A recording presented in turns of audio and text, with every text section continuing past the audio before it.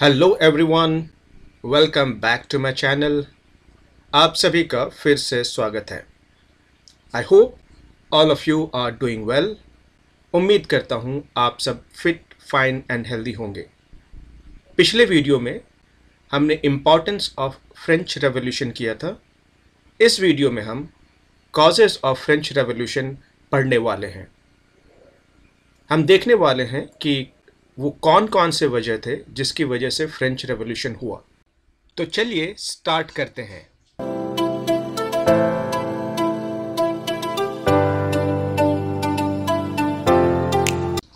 तो चलिए समझने की कोशिश करते हैं causes of French revolution. Point number 1, economic causes, और उसमें point number A, financial instability. France financial instability से जूझ रहा था। पूरा का पूरा फ्रांस जो था वो दिवालिया हो चुका था, बैंकक्रप्ट हो चुका था। देश के पास पैसे की बहुत कमी थी। इन लोगों ने ऑलरेडी बहुत सारे लोगों से उधार लिया हुआ था। तो देश की जो इकोनॉमिक कंडीशन थी वो बहुत ही ख़राब थी। साथ हम देखेंगे कि वहाँ पर फूड प्राइसेस जो थी वो बहुत तेज़ी से बढ़ रही थी। उसके बाद हम देखेंगे कि वहाँ पर जो वेजेस हुआ करती थी वो बहुत धीरे धीरे बढ़ रही थी। अगर फूड प्राइसेस बहुत तेज़ी से बढ़ रही है लेकिन आपके वेजेस, आपकी तनख्वाह बहुत धीरे धीरे बढ़ रही है, तो उसका असर गरीब लोगों पे बहुत पड़ता था। तो गरीब लोग अब ज़्यादा चीज़ों को खरीद नहीं पा रहे थे क्योंकि वेजेस जो थी वो बहुत धीरे धीरे बढ़ रही थी वहाँ पर। और उस पर और एक दिक्कत आएगी, there will be less harvest due to drought and hail. तो वहाँ पर सूखे पड़ने की वजह से और हेलस्टॉर्म की वजह से फसलें बर्बाद हो जाया करती थी। इसका मतलब ये है कि एक तो फूड प्राइसेस इंक्रीज़ कर रही है, दूसरा ये यहाँ पर कि जो सप्लाई ऑफ फूड ग्रेन है, अनाज की जो सप्लाई है वो धीरे धीरे कम हो रही है। यानी कि अगर सप्लाई कम होगी तो बाज़ार में जो प्राइसेस है वो बढ़ने लगेंगे। ये सिंपल इकोनॉमिक्स है।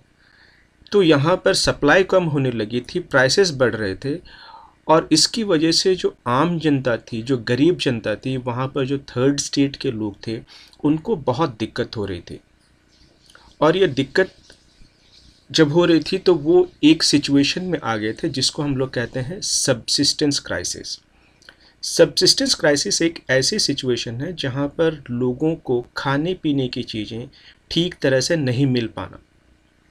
इसका मतलब यह है कि जब हम किसी भी इंसान की आम ज़रूरत को समझते हैं तो हम तीन चीज़ों के बारे में बात करते हैं। एक तो होता है रोटी, दूसरा कपड़ा, और फिर मकान। तो जब सबसिस्टेंस क्राइसिस होता है तो उस वक्त लोगों को जो रोटी वाली प्रॉब्लम है वो सबसे ज़्यादा होती है। उनको खाने पीने के लिए ठीक से नहीं मिलता है। जनरली हम ये कहते हैं कि भाई 2 टाइम अच्छे से खाना मिलना चाहिए, ठीक है, फिर नाश्ता भी मिल जाना चाहिए, ये हम बोलते हैं। लेकिन जब सबसिस्टेंस क्राइसिस होती है तो लोगों को एक वक्त का खाना भी ठीक से नहीं मिलता है। तो इस तरह की सिचुएशन फ्रांस में चल रही थी, और इसकी वजह से क्या हो रहा था कि वहाँ पर जो आम जनता थी वो बहुत ही त्रस्त हो गई थी अपने राजा से। They were fed up of their monarch, और इसकी वजह से वो रेवोल्यूशन करेगी वहाँ पर।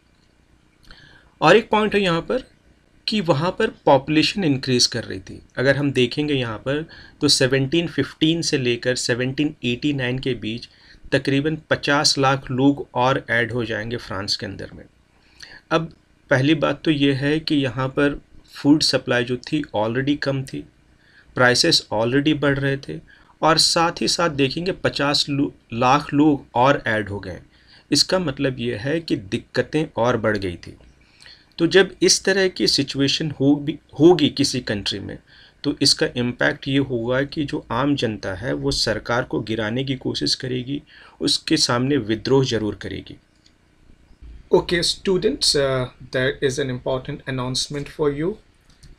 I will be conducting online doubt clearing session starting from first week of May 2025. It will be done every Sunday, and the time is between 9 a.m. to 9:45 a.m. and it will be done through Google Meet. The languages used will be English and Hindi. The link is given below in the description. I strongly suggest you to join the online session if you want to clarify your doubts. Students, अगर आपके पास कोई doubts हैं तो आप मुझे online session के ज़रिए बता सकते हैं और मैं आपके डाउट्स को वहाँ पर क्लियर करूँगा। ये डाउट क्लियरिंग सेशन स्टार्ट होने वाला है फर्स्ट वीक ऑफ मई 2025 से। ये हर संडे को कंडक्ट किया जाएगा और टाइमिंग्स हैं हमारे 9 AM से लेके 9:45 AM और ये गूगल मीट के थ्रू किया जाएगा। गूगल मीट का जो लिंक है वो डिस्क्रिप्शन बॉक्स में दिया गया है और इंग्लिश और हिंदी दोनों लैंग्वेजेस में मैं आपके डाउट्स को क्लियर करूँगा। तो जिस भी स्टूडेंट को कोई भी डाउट्स हो वो मुझे ऑनलाइन सेशन में ज्वाइन करें और मैं उनके डाउट्स को क्लियर करने की कोशिश करूँगा। I hope to see you in my online sessions. अब हम आते हैं पॉइंट नंबर 2 पे। पॉइंट नंबर 2 है सोशल कॉजेज़ और यहाँ पर हम देखेंगे कि यहाँ पर सोशल इनजस्टिस थे। Rich have all privileges but not paying taxes. On the other hand, the third state, the poor, have no privileges but they were paying taxes. तो यहाँ पर एक बहुत बड़ा सोशल इनजस्टिस था। यहाँ पर जो रिच क्लास थी, खास करके क्लर्जी और नोबेलिटी, ये लोग के पास सारे प्रिविलेजेस हुआ करते थे बट ये टैक्स नहीं पे करते थे। और वहीं पर जो थर्ड स्टेट के लोग थे वो लोग काफ़ी गरीब थे और वो सारे के सारे टैक्स पे किया करते थे। तो ये लग रहा था कि ये तो एक सामाजिक अन्याय है कि जो लोग गरीब हैं वो टैक्स पे करें और जिनके पास पैसे हैं वो टैक्स पे ना करें। तो इसकी वजह से क्या हो रहा था कि आम जनता बहुत गुस्से में थी वहाँ पर। आइए हम देखते हैं point number 3, intellectual causes, the impact of philosophers and thinkers. Point number A, monarch is not divine, his power should be controlled. तो जब हम impact of philosophers and thinkers की बात कहेंगे तो बात यह है कि जो फिलोसोफर्स एंड थिंकर्स थे उन्होंने लोगों को समझाया कि जो एग्जिस्टिंग सिस्टम है, जो समाज में जो कुछ चल रहा है वो सही नहीं है, वो गलत है और उसको चेंज करने की ज़रूरत है। तो जो फिलोसोफर्स एंड थिंकर्स थे उन लोगों ने जो आम जनता है उनका ब्रेन वॉश किया, उनको समझाया कि जो एग्जिस्टिंग सिस्टम है उसको बदलने की ज़रूरत है। और उन्होंने ये भी कहा कि जो मोनार्क है वो डिवाइन नहीं है, वो कोई देवी देवता नहीं है कि आप उसके सामने नतमस्तक हो जाओ। और क्योंकि वो देवी और देवता नहीं है तो उसके पावर को भी कंट्रोल करना चाहिए। वो भी आम इंसान है तो वो जो चाहे वो ना कर सके, उसके पावर को भी कंट्रोल करना चाहिए हमें। उन्होंने लोगों को ये भी समझाया कि people should decide who will govern them. अगर हम मोनार्की की बात करें तो वहाँ पर होता है कि राजा का बेटा फिर से राजा बन जाता है और उसका बेटा फिर से राजा बन जाता है। तो फिलोसोफर्स एंड थिंकर्स ने ये बताया कि देखो, हमें एक ऐसा सिस्टम चाहिए जहाँ पर लोग ये डिसाइड करें कि उनको कौन रूल करे। साफ साफ वो ये कहने की कोशिश कर रहे थे कि हमें यहाँ पर डेमोक्रेसी को इस्टेब्लिश करना चाहिए। तो जब लोगों का दिमाग घूमेगा, जब उनके अंदर नए विचार आएंगे तो वो विद्रोह या रेवोल्यूशन करने की कोशिश करेंगे। Point number 4, political causes. वहाँ के जो मोनार्क हुआ करते थे, Louis 16, he was an absolutist ruler. In fact जो बर्बन डायनेस्टी के जितने भी रूलर हुआ करते थे वो एब्सोल्यूटिस्ट रूलर हुआ करते थे, वो डेस्पोटिक रूलर्स हुआ करते थे, वो तानाशाह हुआ करते थे और वो किसी की बात ना समझते थे ना सुनते थे। तो इसकी वजह से क्या था कि वहाँ जो जनता थी वो बड़ी परेशान थी वहाँ पर कि यार राजा हमारी बात सुनता ही नहीं है कुछ, हम इतने तकलीफ़ से गुजर रहे हैं, खाने के लिए चीज़ें नहीं है हमारे पास में और राजा जो है हमारी बात सुन ही नहीं रहे, हमारी प्रॉब्लम्स को सॉल्व करने की कोशिश ही नहीं कर रहा है। Point number B, his opulent lifestyle led to a lot of disenchantment among the masses. अब जो राजा था वो बहुत ही रईसी की ज़िंदगी जी रहा था। वो बड़े से पैलेस में रहता था, पैलेस ऑफ वर्साई में रहता था। हम आने वाले वीडियोस में देखेंगे पैलेस ऑफ वर्साई किस तरह का दिखता था। तो राजा जो था वो बहुत रईसी की ज़िंदगी जी रहा था, लेकिन यहाँ पर जनता जो थी वो भूख से मर रही थी। तो लोग जो थे बड़े गुस्से में थे कि राजा के पास इतना पैसा है, इतना सब कुछ है, तो वो हमारे बारे में क्यों नहीं सोचता। तो इस वजह से क्या था कि लोग राजा के अगेंस्ट हो जाएंगे, राजा के अगेंस्ट विद्रोह करने की कोशिश करेंगे। Point number 5, immediate causes. National Assembly was drafting the constitution so that power of the monarch can be limited and the country can run as per the constitution। तो वहाँ पर सबसे पहले तो हम देखेंगे कि नेशनल असेंबली बनती है, एक पार्लियामेंट बॉडी बनती है, ठीक है, और वो एक कॉन्स्टिट्यूशन ड्राफ्ट कर रही होती है। और उनका ये मानना था कि जैसे ही ये कॉन्स्टिट्यूशन रेडी हो जाएगा, हम देश को कॉन्स्टिट्यूशन के हिसाब से चलाएंगे, देश कॉन्स्टिट्यूशन के हिसाब से चलेगा, ना कि राजा के फैसले के हिसाब से चलेगा। और हम फिर राजा का जो पावर है, जो मोनार्क की पावर है, उसको हम लिमिट कर देंगे।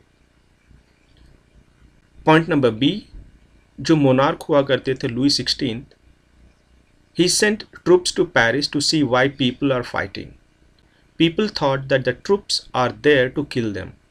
तो मोनार्क लुई 16 क्या करेंगे कि अपनी सैनिक भेजेंगे पेरिस की सड़कों में और कहेंगे कि ज़रा जाकर तो देखो कि आखिर पेरिस की सड़कों में लोग लड़ क्यों रहे, झगड़ क्यों रहे वहाँ पर। दरअसल बात यह है कि हमने ऑलरेडी देखा था कि वहाँ पर फूड क्राइसिस चल रहा था, सब्सिस्टेंस क्राइसिस चल रहा था, तो लोगों को खाने पीने की चीज़ें नहीं मिल रही थी वहाँ पर। और इस सब का फ़ायदा उठा रहे थे वहाँ के दुकानदार, वहाँ के शॉपकीपर्स। क्योंकि सप्लाई कम थी तो दुकानदार जो शॉपकीपर्स थे वहाँ पर प्राइसेस को बढ़ा दिया करते थे। इसकी वजह से जो आम जनता है और शॉपकीपर्स हैं उनके बीच में लड़ाइयाँ हो रही थी, झगड़े हो रहे थे उनके बीच में। तो राजा को ये खबर मिली थी कि भाई पेरिस की सड़कों में लोग झगड़ा कर रहे हैं, तो उन्होंने सैनिकों को भेजा कि ज़रा जाकर तो देखो कि ये लड़ क्यों रहे वहाँ पर। लेकिन जब ये सैनिक पेरिस में जाएंगे, पेरिस की सड़कों में जाएंगे, तो लोग ये समझेंगे, जो आम जनता है वो ये समझेगी कि ये जो सैनिक आए हैं ये हमें मारना चाहती है। और इस वजह से क्या होगा कि वो और गुस्से में आ जाएंगे।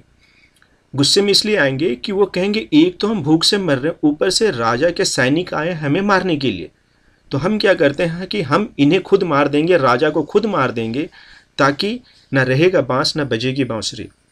तो इस तरह से क्या होगा कि लोग गुस्से में आएंगे और फिर यहीं से विद्रोह शुरू करेंगे। वो लोग जो राजा के सैनिक है उससे लड़ने की कोशिश करेंगे और फिर वहाँ पूरा का पूरा जो फ्रेंच रेवोल्यूशन है वो स्टार्ट हो जाएगा। उम्मीद करता हूँ कि आपको ये सारे पॉइंट समझ में आ गए होंगे। एक चीज़ याद रखिएगा कि जो भी 5 पॉइंट्स हमने बताए यहाँ पर, ये किसी भी रेवोल्यूशन के लिए बहुत ही इंपॉर्टेंट पॉइंट्स होते हैं। आप किसी भी रेवोल्यूशन में चले जाएंगे, किसी भी रेवोल्यूशन को चेक करेंगे तो पता चलेगा कि वहाँ पर economic causes, political causes, intellectual causes, social causes और इमीडिएट कॉजेज़ ही रहेंगे। डिफरेंट कंट्रीज़ में एस्पेक्ट डिफरेंट हो सकते हैं, सिचुएशंस डिफरेंट हो सकते हैं, लेकिन कॉजेज़ जो रहेंगे वो यही 5 कॉजेज़ रहेंगे जिसकी वजह से किसी भी देश में रेवोल्यूशन होता है। आज का वीडियो हम यहीं एंड करते हैं। नेक्स्ट वीडियो में हम socio economic condition of France पढ़ने वाले हैं। Thank you for watching this video. अगर आपको ये वीडियो अच्छा लगा है तो इसे लाइक करें। अगर आपने अभी तक इस चैनल को सब्सक्राइब नहीं किया है तो सब्सक्राइब करें। मिलते हैं नेक्स्ट वीडियो में, तब तक के लिए take care and keep learning. Bye bye.